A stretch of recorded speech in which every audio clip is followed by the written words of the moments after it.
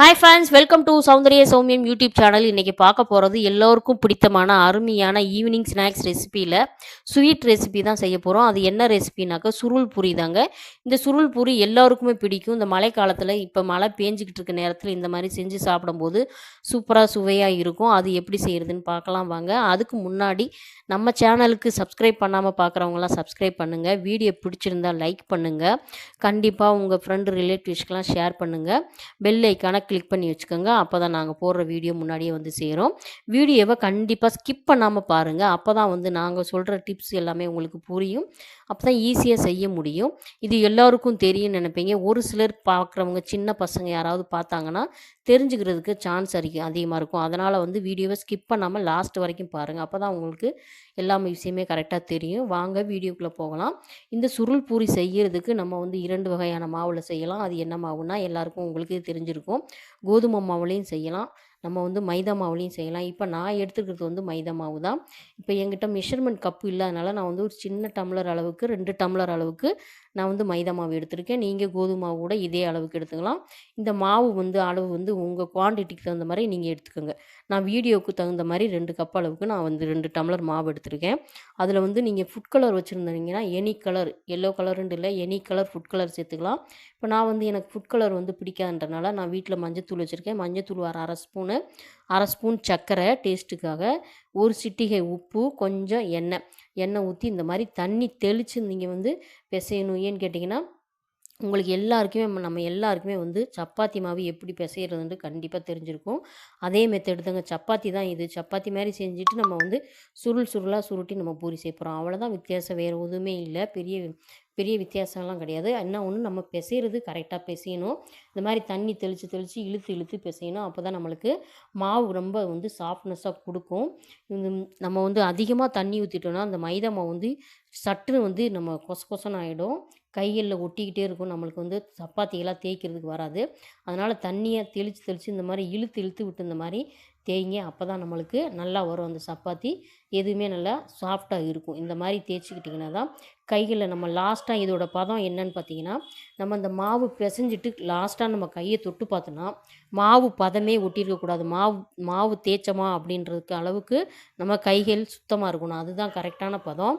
இந்த மாதிரி மாவை நல்லா இழுத்து இழுத்து இப்படி பின்னாடி கூட இப்படி இழுத்து இழுத்து நல்லா பிசைஞ்சிங்கன்னா அந்த ரேஞ்சுக்கு வந்துடும். நல்லா சாஃப்ட்னஸ் கொடுக்குறதுக்கு இது ஒரு மெத்தடு. இந்த மாதிரி அப்படியே நம்ம அப்படியே இப்படி பெரட்டி பெரட்டி பெரட்டி விட்டு நம்ம இழுத்து இழுத்து பிசைஞ்சோம்னாலே அது ஒரு பதம் கரெக்டாக இருக்கும். அது மாதிரி நீங்களும் பிசைஞ்சுக்கோங்க. இந்த மாதிரி நம்ம பிசைஞ்சால் தான் இந்த மாதிரி லாஸ்ட்டாக பார்த்தீங்களா கைகளில் ஒட்டவே இல்லை, பிசையாத மாதிரி இருக்குது கை. அந்த மாதிரி இருக்கும்போதே கரெக்டான பதமாக இருக்கும். இப்போ அந்த மாவை வந்து நம்ம ரெஸ்ட்டில் வைக்க விட்டுடலாம். அதுக்கப்புறமா நம்ம வந்து பாகு காய்ச்சிக்கலாம். அதுக்கு வந்து நம்ம 2 டம்ளர் அளவுக்கு சர்க்கரை எடுத்துக்கிறோம். சர்க்கரை எடுத்துக்கிட்டு அதை வந்து பாகு காய்ச்சிக்கலாம். நீங்கள் அதிகமாக ஸ்வீட் சாப்பிடுவீங்க அப்படின்னாக்கா பகுதி அளவுக்கு இப்போ 2 டம்ளர் நான் மாவு போட்டிருக்கேன். அதே 2 டம்ளர் அளவுக்கு சர்க்கரை எடுத்துக்கலாம். நான் வந்து இப்போ 1½ கப்பு எடுத்து ஒரு கப் தண்ணி ஊற்றி நம்ம வந்து பாகு காய்ச்சிக்கலாம். பாகு காய்ச்சலான்னா இது கம்பி பதம் வர்ற அளவுக்கு பாகு தேவையில்லை. ஓரளவுக்கு நம்மளுக்கு பபுள்ஸ் இப்படி கையில் இப்படி ஒட்டி எந்திரிக்கிற மாதிரி இருந்தால் போதும். அந்தளவுக்கு நம்ம வந்து பாகு காய்ச்சணுன்ற பாகு காய்ச்சினா போதும். இப்போ வந்து நல்லா கொதிக்குது பாருங்கள். நல்லா கொதிச்சிடணும். அதோட தன்மையெல்லாம் மாறி நல்லா கொதித்து கெட்டித்தன்மை வர்றது தான் அந்த பதம். நம்மளுக்கு கம்பி பதம் வர தேவையில்லை. இப்போ பாருங்கள், 2 கைகளையும் இப்படி ஒட்டும்போது இப்படி எந்திரிக்கும் போது லேசாக பபுள்ஸ் மாதிரி எந்திரிக்குதா, அதான் கரெக்டான பதம். இந்த பதத்தில் வந்து நம்ம ஒரு 3 சொட்டு அளவுக்கு லெமன் சாறு பிழிஞ்சிடலாம். இந்த லெமன் சாறு ஏன் பிழிகிறோன்னா அடுத்த கட்டத்துக்கு அது போகாது. நம்மளுக்கு அது முறிஞ்சு அடுத்த கட்டத்துக்கு ரொம்ப கம்பி பதமாக வராமல் இருக்கிறதுக்காக, மூவ் ஆகாமல் இருக்கிறதுக்கு தான் இந்த வந்து 3 சொட்டு அளவுக்கு நம்ம லெமன் சாறு விட்றோம். அதை எடுத்து ஒரு ஓரமாக வச்சுக்கலாம். இப்போ நம்ம வந்து மாவு பிசைஞ்சு அதை எடுத்து நம்ம இந்த மாதிரி பிரித்து எடுத்து வச்சுக்கலாம். இப்போ ஏன் நம்ம இதை பிரிக்கிறோம் அப்படின்னு பார்த்தீங்கன்னா, நம்மளுக்கு கவுண்டர் டாப் சின்னது. நம்மளுக்கு ஒரு சப்பாத்தி அளவுக்கு தேய்க்கிற அளவுக்கு தான் எனக்கு இடம் இருக்குது. நீங்கள் உங்களுக்கு நல்ல பெரிய இடமா இருக்குது, கவுண்டர் டாப்பே நல்லா பெருசாக இருக்குது, இல்லை தனியாக தேய்க்கிற அளவுக்கு ஒரு இடம் இருக்குது அப்படின்னு சொன்னீங்கன்னாக்கா, இந்த மாவு நம்ம தேய்ச்சி வச்சுருக்க மாவையே ஒரே ரோலாக தேய்ச்சி நம்ம ஒரே பெரிய சப்பாத்தியாக நல்லா தேய்ச்சிட்டு அதை ரோல் பண்ணிக்கலாம். இப்போ எனக்கு அந்த வசதி இல்லாதனால நான் வந்து சப்பாத்தியாக தேய்க்க போகிறேன். இந்த மாதிரி 6 உருண்டைகளாக வந்திருக்கு. எனக்கு 6 உருண்டை வந்திருக்கு இந்த 2 கப்பு மாவு அளவுக்கு. அந்த 6 உருண்டைகளை பிரித்து இந்த மாதிரி சப்பாத்தி மாதிரி தேய்ச்சி வச்சுக்க போகிறோம். இந்த மாதிரி சப்பாத்திகளை தேய்ச்சிட்டு அது மேலே ஷீட்டை போட்டு நம்ம எடுத்து ரோல் பண்ண போகிறோம். இந்த மாதிரி தேய்ச்சி வச்சுக்கோங்க. நல்லா எந்த அளவுக்கு நல்லா மெலிசாக தேய்க்க முடியுமோ அந்த அளவுக்கு தேய்ச்சி எடுத்து வச்சுக்கோங்க. இதில் வந்து நம்ம நெய் ஊற்றி ஊற்றி நம்ம வந்து நெய் இருந்தாக்கா நெய் போட்டு போட்டு நம்ம தேய்ச்சி எடுத்தோம்னாக்கா நம்ம எண்ணெயில் போட்டு பொரிக்கும்போது அந்த மாவோட தன்மை வந்து ரொம்ப அப்படியே புஷ்ஷுன்னு வரும். பார்க்குறதுக்கே ரொம்ப அழகாக இருக்கும். நெய் இல்லாத பட்சத்துக்கு நம்ம எண்ணெய் ஊற்றி கூட தேய்க்கலாம். நம்ம இஷ்டம்தான், நம்மளோட இதில் தான். அதனால கொஞ்சமாக நான் வந்து எண்ணெய் தான் ஊற்றி நான் செய்ய போகிறேன். இப்போ வந்து எல்லார் வீட்லேயும் நெய் இருக்கும் அப்படின்னு நம்ம சொல்ல முடியாது இல்லையா? அதனால் வந்து இருக்கிறத வச்சு நம்ம செஞ்சு காமிக்கணும். அதனால் வந்து இப்போ நான் எண்ணெய் ஊற்றி தான் நான் வந்து உங்களுக்கு செஞ்சு காமிச்சிருக்கேன். ஓரளவுக்கு புஷ்ஷுன்னு வந்தால் போதும். இதில் அவசியம் இல்லை. ஒரு சிலர் வந்து இதில் சோடாப்பும் போடுவாங்க நல்ல புஷ்ஷுன்னு வர்றதுக்காக. நான் வந்து சோடாப்பும் ரொம்ப யூஸ் பண்ண மாட்டேன். அது வந்து வயிற்றுக்கு ரொம்ப கெடுதல்ன்றனால அதிகமாக யூஸ் பண்ண மாட்டேன். தேவைப்படுறவங்க போட்டுக்கலாம், தேவைப்படாதவங்க அதை ஸ்கிப் பண்ணிக்கலாம். நானுமே இப்போ வந்து இதில் சோடாப்பு போடலை. இப்போ எல்லா சீட்டுகளுமே இந்த மாதிரி தேய்ச்சாச்சு. இப்போ லாஸ்ட்டு உருண்டையை தான் நம்ம தேய்ச்சிக்கிட்டு இருக்கோம். அது வந்து சின்ன சைஸ் பால் தான். அதனால் வந்து நம்ம தேய்ச்சிட்டு அது மேலே லாஸ்ட்டாக போட்டுக்கலான்னு தான் நான் வந்து இதை வச்சுருக்கேன். இப்போ நல்லா தேய்ச்சாச்சு. இப்போ ஒட்டவே இல்லை பாருங்கள். கரெக்டான பதத்துக்கு நம்ம தேய்ச்சிருக்கிறதுனால அந்த கல்லில் ஒட்டவே இல்லை பாருங்கள் மாவு. இந்த பதத்துக்கு தான் நீங்கள் வந்து இது மாதிரி சீட்டு ரெடி பண்ணிக்கணும். இப்போ எல்லா சீட்டையும் நான் வந்து தேய்ச்சிட்டேன். உண்மையில் ஒன்று போட்டு வச்சுருக்கேன். எல்லா சீட்டையுமே போட்டுட்டு இப்போ இதை வந்து மொத்தமாக பெரிய சீட்டாக வந்து தேய்க்கணும். இப்போ நம்மளுக்கு இட வசதி இருந்தால் இந்த இந்த மெத்தடே தேவையில்லை. மாவு மொத்தமாக பெருசாக தேய்ச்சிட்டு நம்ம ரோல் பண்ணிக்கலாம். இப்போ இட வசதி அந்த இது தேய்க்கிறதுக்கு இடம் இல்லாதனால இந்த மாதிரி ஷீட்டாக போட்டுட்டு நம்ம மொத்தமாக அது வந்து தேய்க்கிறோம். எல்லாம் ஒரே மெத்தடு தான். இப்போ வந்து இதை நல்லா தேய்ச்சிக்கலாம். மாவு கொட்டிட்டு நல்லா பெருசாக எந்த அளவுக்கு நம்ம தின்னாக வந்து தேய்க்க முடியுமோ அந்த அளவுக்கு நீங்கள் தேய்ச்சிக்கோங்க. பெரட்டி எடுத்து எடுத்து போட்டு நம்மளுக்கு திக்காக இல்லாமல் லேயர்லாம் நல்லா திக்காக இல்லாமல் நல்லா மெலீஸாக நல்லா தேய்ச்சிக்கிட்டிங்கன்னா நம்மளுக்கு நல்லா ஈஸியாக இருக்கும், நல்லா சாஃப்டாக இருக்கும். இல்லைன்னா ரொம்ப முந்தையாக இருக்கும். அதுக்காக தான் நம்ம வந்து நல்லா மெலீஸாக நல்லா தேய்ச்சிக்கிறோம். எந்த அளவுக்கு நம்மளால் தேய்க்க முடியுமோ எவ்வளோ பெருசாக தேய்க்க முடியுமோ அந்த அளவுக்கு நீங்கள் பெருசாக தேய்ச்சிக்கோங்க. வேறு ஒன்றும் இல்லை. இப்போ நல்லா நான் தேய்ச்சிக்கிட்டு இருக்கேன் பாருங்கள். மெலீஸாக எல்லா ஓரப்பகுதிகளில் இருக்க அந்த தடிமன் எல்லாத்தையுமே வந்து நான் நல்லா தேய்ச்சிக்கிட்டு இருக்கேன். தேய்ச்சிட்டு நம்ம ரோல் பண்ணுறத நம்ம காமிக்கலாம். இப்போ நம்ம வந்து எல்லாமே தேய்ச்சாச்சு. எல்லா பகுதியிலுமே இந்த அளவுக்கு தான் நம்மளுக்கு தேய்க்க முடியும். ஓரப்பகுதியில் இருக்க அந்த தடிமன் எல்லாம் நம்ம எடுத்து தேய்ச்சாச்சு. இப்போ வந்து நம்ம ரோல் பண்ணிக்கலாம். இதை எப்படி ரோல் பண்ணுறது அப்படின்றத பாருங்கள். ரொம்ப ஈஸி தாங்க. இப்போ தேய்ச்சாச்சு.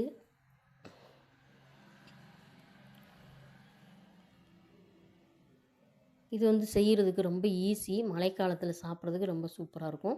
இந்த மாதிரி ரோல் பண்ணுற பாருங்க. அப்படியே மெலிசாக நம்ம பேப்பர் சுருட்டுவோம் இல்லையா? அதே மாதிரி தான், அதே மெத்தடு தான். பேப்பரை நல்லா சுருட்டிட்டு அப்படியே அப்படியே ரோல் பண்ணுவோம் இல்லையா? அதுதான், எந்த மெத்தடும் இல்லை. இது செய்ய முடியாது, செய்ய தெரியாதுன்றதுக்கெலாம் ஒன்றுமே கிடையாது.